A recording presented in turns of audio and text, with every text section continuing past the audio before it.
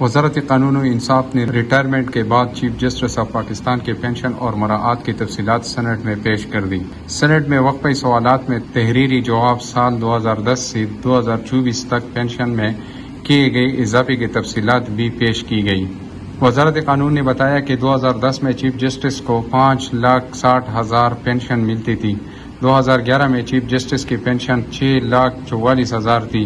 2012 میں پینشن 7,73,000 ہوئی اور پھر 2023 میں چیف جسٹس کی پینشن 8,50,000 ہو گئی۔ وزارت قانون کے مطابق 2014 میں چیف جسٹس کی پینشن 9,35,000 ہوئی۔ 2015 میں چیف جسٹس کی پینشن 10,05,000 ہو گئی۔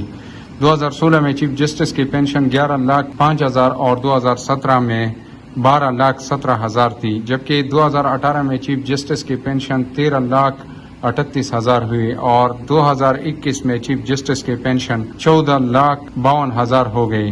وزارت قانون کا کہنا ہے کہ 2023 میں چیف جسٹس کی پینشن 16,57,000 ہوئی اور 2024 میں چیف جسٹس کی پینشن 23,90,000 ہو گئی۔